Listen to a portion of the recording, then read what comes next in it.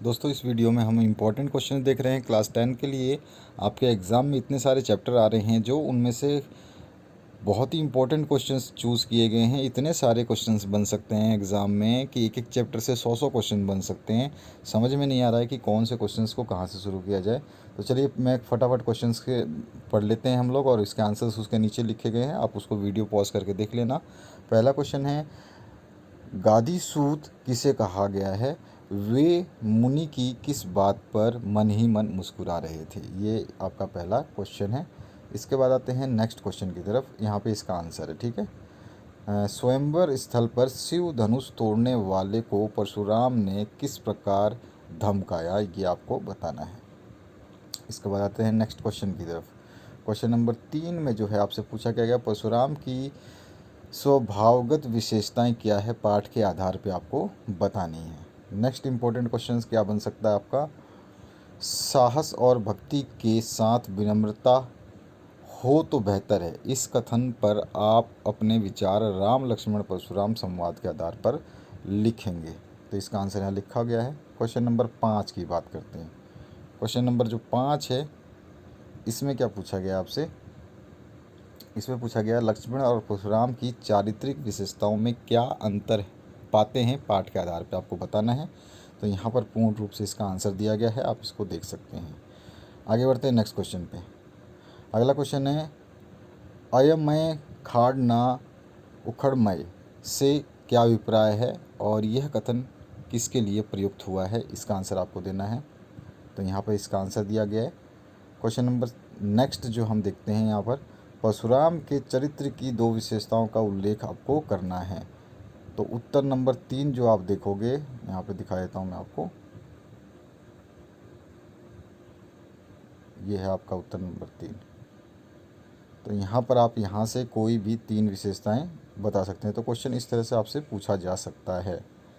उसके बाद आते हैं नेक्स्ट क्वेश्चन पे। नेक्स्ट जो क्वेश्चन है, ये है आपका, लक्ष्मण ने वीर योद्धा की क्या विशेषताएं बताई हैं? ये आपको बतानी है इसमें।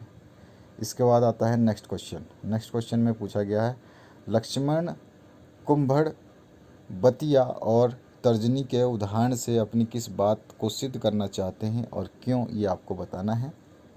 नेक्स्ट क्वेश्चन है आपका, पठित काव्यांश के आधार पर राम के स्वभाव की 2 विशेषताएं आपको बतानी है, ठीक है, जो आपने किताब में पढ़ी है उसके हिसाब से। उसके बाद आते हैं नेक्स्ट क्वेश्चन, परशुराम के साथ संवाद के संदर्भ में राम और लक्ष्मण में से किसका व्यवहार आपकी दृष्टि से अधिक प्रशंसनीय है और क्यों? ये आपको बताना है। इसके आगे नेक्स्ट क्वेश्चन बात करते हैं, लक्ष्मण के अनुसार वीर योद्धा की क्या क्या विशेषताएं परशुराम में नहीं है? ये आपको बतानी है। ये जस्ट अपोजिट क्वेश्चन है। उसके बाद आते हैं 16 नंबर क्वेश्चन पे। नेक्स्ट क्वेश्चन है, परशुराम के क्रोध का मूल कारण क्या था और स्पष्ट करना है आपको। यहाँ पे स्पष्ट किया गया है। इसके बाद आते हैं नेक्स्ट 18 नंबर क्वेश्चन पे। यहाँ पे ये नंबरिंग ऊपर नीचे है, कोई दिक्कत वाली बात नहीं है। क्वेश्चन ध्यान रखना आपको, लक्ष्मण ने किन तर्कों के आधार पर धनुष भंजन के कार्य की निर्दोषता सिद्ध की है? ये आपको बताना है। उसके बाद में आपको ध्यान रखना है, नेक्स्ट क्वेश्चन जो है आपका, वीर योद्धा की विशेषताओं को पठित पाठ के आधार पर अपने शब्दों में लिखिए। नेक्स्ट क्वेश्चन है आपका, परशुराम के स्वभाव एवं व्यक्तित्व की विशेषताओं का उल्लेख करते हुए बताइए कि उनमें कौन सी विशेषताएं आपको अच्छी लगती हैं। आपके अनुसार आंसर यहाँ पे लिखना है। इसका आंसर यहाँ पे है। अब यहाँ पे निम्नलिखित काव्यांश को पढ़ करके प्रश्नों के उत्तर देने। काव्यांश के छंद में लिखा गया है, काव्यांश की भाषा का नाम, उपमा अलंकार का एक उदाहरण, राम को रघुकुल भानु क्यों कहा गया है और लखन उत्तर का तत्सम रूप आपको लिखना है। तो यहाँ पर है इनके सभी के आंसर जो कि आप देखेंगे। तो ये रहा कंप्लीट आंसर के साथ में क ख ग घ और अंगा तक, ठीक है। इसके बाद आते हैं नेक्स्ट क्वेश्चन पे। कवि ने कंजकली को क्या भूमिका सौंपी और क्यों? यहाँ पे इसका आंसर है। इसके बाद आते हैं नेक्स्ट क्वेश्चन पे। यहाँ पे सवैया से है आपका ये, और कंजकली और गुलाब बसंत रूपी शिशु के लिए क्या भूमिका निभाते हैं? कवि के द्वारा रचित कवित्व के आधार पर आपको बताना है। यहाँ पर इसका आंसर है। इसके बाद आते हैं नेक्स्ट क्वेश्चन पे। यहाँ पर है, कवि देव ने श्री ब्रज दुल्हा किसे कहा है और उन्हें संसार रूपी मंदिर का दीपक क्यों कहा गया है, ये आपको बताना है। इसका आंसर भी लिखा गया है। आंसर सारे मिलेंगे आपको।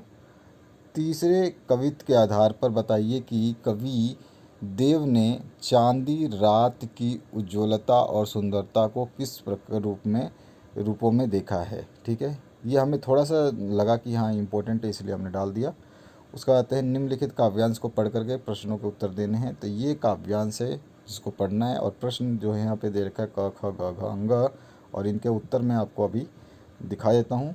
उत्तर जो है यहाँ पर इसके इस तरह से है। तो क का उत्तर आप देख सकते हैं, क ख और ग का उत्तर यहाँ पे लिखा गया है। अब आगे बढ़ता हूँ तो मैं इसके आगे क्वेश्चंस बताता हूँ। तो यहाँ पर जो है घ और अंग के क्वेश्चंस जो हैं आपको मिल जाएंगे, ये रहे, ये दोनों के आंसर यहाँ पर हैं। अब आगे बढ़ते हैं नेक्स्ट क्वेश्चन की तरफ। निम्नलिखित काव्यांश को पढ़ करके फिर से आपको उत्तर देने हैं। अब यहाँ पर जो है काव्यांश तो उसी टाइप का ही है, देखिए यहाँ पर काव्यांश यही है, देव सहाय वाला, मधुराई वाला, लेकिन इसमें क्वेश्चंस थोड़े से चेंज है इसमें। ठीक है, तो यहाँ पर इसको पढ़ना है, और इसके बाद में इसमें काव्यांश किस छंद में लिखा गया है, और यहाँ पर आपके देखिए लास्ट क्वेश्चन कुछ है। ठीक है ना, यहाँ पर भी है, क्वेश्चन तो दोनों ही हैं लेकिन फिर भी इम्पोर्टेंट है, ये ध्यान रखना है। ये इसके आंसर्स हैं यहाँ पे। तो ये क ख ग घ अंग क्वेश्चन है, और ये इसके आंसर्स हैं यहाँ पर। क ख ग के आंसर्स तो आप देख ही रहे हैं ऑन स्क्रीन। अब यहाँ पे आपका ग का आंसर जो है यहाँ पर आपको दिखाई दे रहा होगा। इसके बाद घ का आंसर है। आगे बढ़ते हैं नेक्स्ट क्वेश्चन की तरफ। तो नेक्स्ट क्वेश्चन जो है आपका निम्नलिखित काव्यांश के आधारित प्रश्नों के उत्तर देने हैं। एक ये भी है, डार द्रुम पलना बिछौना नौ पल्लव के, ये वाला पूरा पढ़ना है, और उसके बाद में इस पे आधारित क्वेश्चनों के उत्तर देने हैं। यहाँ पर ये प्रश्न उत्तर है। तो क ख ग घ इस तरह से इसके आंसर दिए गए हैं, आप इनको देख सकते हैं, पढ़ सकते हैं। ठीक है, अब आगे बढ़ते हैं नेक्स्ट क्वेश्चन की तरफ जो इम्पोर्टेंट है।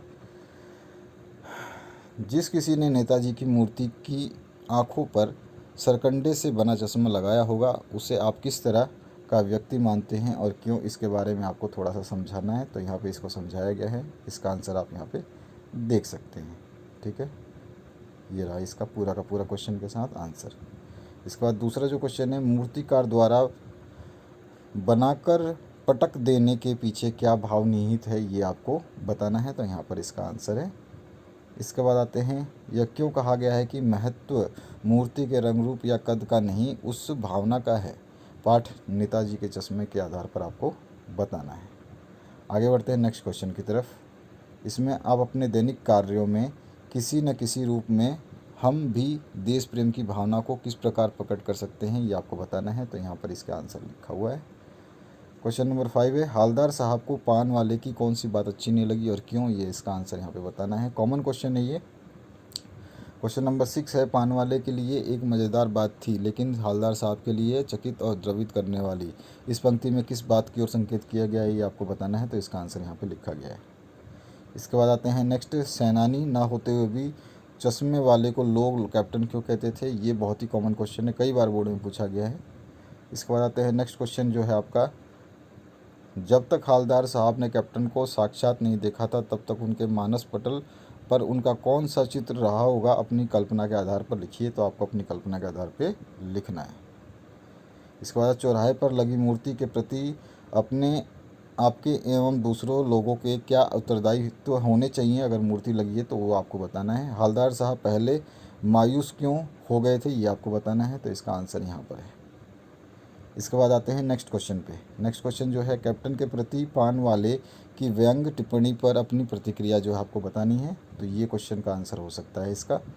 इसके बाद आते हैं नेक्स्ट क्वेश्चन, बच्चों द्वारा मूर्ति पर सरकंडे का चश्मा क्या उम्मीद जगाता है, ये आपको बताना है। तो इसका आंसर यहाँ पर है। इसके बाद आते हैं नेक्स्ट क्वेश्चन पे। क्वेश्चन है, लड़के के देहांत के बाद बाल गोविंद भगत ने पतोहू को किस बात के लिए बाध्य किया, उसका यह व्यवहार उसके किस प्रकार के विचार का प्रमाण है। तो यहाँ पे इसका आंसर देना है आपको इस तरह से। तो ये पूरा का पूरा आपको आंसर यहीं एक ही पेज पे देख लेंगे। इसके बाद आते हैं नेक्स्ट क्वेश्चन की तरफ। क्वेश्चन नंबर जो है यहाँ पर लेखक रामवृक्ष बेनपुरी के अनुसार बाल गोविंद भगत ने किस प्रकार प्रचलित सामाजिक मान्यताओं का खंडन किया है। तो ये इसके आंसर है। ठीक है, इस तरह से आपको लिखना है इसका आंसर। बाल गोविंद भगत की पुत्र वधू की ऐसी कौन सी इच्छा थी जिसे वे पूरा ना कर सके, कारण स्पष्ट करना है साथ में आपको। ये है पूरा का पूरा आंसर। बाल गोविंद भगत की पुत्र वधू उन्हें अकेले क्यों नहीं छोड़ना चाहती थी, तो उसका आंसर यहाँ पे कॉमन क्वेश्चन है, इस बार दूसरे बोर्ड्स में भी काफ़ी बार पूछा गया है ये। क्वेश्चन नंबर 6 जो है, बाल गोविंद भगत के पाठ के आधार पर बताइए कि बाल गोविंद भगत जो है कबीर पर जो श्रद्धा थी वो किन किन रूपों में प्रकट हुई। ठीक है, इसका एमसीक्यू बनता है कि बाल गोविंद भगत तक की श्रद्धा किस पे थी। इस तरह से इसमें से बहुत सारे एमसीक्यू बनेंगे, एमसीक्यू हमने नहीं डाला है क्योंकि पाठ के आधार पर बहुत सारे एमसीक्यू बन रहे थे, तो इम्पोर्टेंट्स ज़्यादा जो है इसी पार्ट, आप जितने क्वेश्चन पढ़ेंगे इन्हीं में से एमसीक्यूज़ ज़्यादातर पूछे जाएंगे। दो चीज़ें आपको याद रखना है, एक बाल गोविंद भगत वाला जो है और एक चश्मे वाला, दोनों के लेखक के नाम, रचनाकार के नाम आपको पता होने चाहिए। सभी पाठ के रचनाकार के नाम आप ध्यान रखना। उसके बाद आते हैं, बाल गोविंद भगत प्रति वर्ष गंगा स्नान क्यों करने जाते थे, पाठ के आधार पर आपको उसको बताना है। इसका आंसर यहाँ लिखा हुआ है। इसके आगे हम बात करें, बाल गोविंद भगत जी ने पुत्र की मृत्यु पर पूर्व वधू को रोने के स्थान पर उत्सव मनाने के लिए क्यों कहा, ये पाठ के आधार पर बताना है। ये भी क्वेश्चन कई बार बोर्ड में रिपीट हो चुके हैं। क्वेश्चन नंबर 9 है, बाल गोविंद भगत की मृत्यु के विषय में क्या मान्यता थी। ये यूनिक क्वेश्चन है थोड़ा सा, ये ध्यान रखना है आपको। इसके बाद आते हैं, बाल गोविंद भगत किस संत के अनुयायी थे और उन पर क्या प्रभाव पड़ा, तो ये आंसर आप यहाँ से देख देंगे। बाल गोविंद भगत के व्यक्तित्व वेशभूषा का शाब्दिक चरित्र चित्रण आपको प्रस्तुत करना है, तो यहाँ पे इस तरह से हमने जो प्रस्तुत किया है आप इस तरह से आप कर सकते हैं। ठीक है, अब आगे बढ़ते हैं। आपका नेक्स्ट क्वेश्चन है, भगत प्रचलित सामाजिक मान्यताओं को नहीं मानते थे, किस घटना के आधार पर ये सिद्ध होता है, ये वो घटना को जिक्र करके आपको समझाना है। यहाँ पे इसका आंसर लिखा गया है। तो ये था आपके इम्पोर्टेंट क्वेश्चन हर चैप्टर से, और इन्हीं में से ज़्यादातर एमसीक्यूज़ बनेंगे, लेकिन सभी चैप्टर से कवियों के नाम याद रखना। इस पूरे वीडियो की जो आप देख रहे हैं, इस पीडीएफ फाइल को मैं दे दूंगा डिस्क्रिप्शन बॉक्स में, वहाँ से इसको डाउनलोड कर लेना। घबराने की ज़रूरत नहीं है, टेंशन फ्री रहो और आराम से पढ़ते रहो, मन लगा के पढ़ते रहो। Thank you very much for watching this video. Have a good day.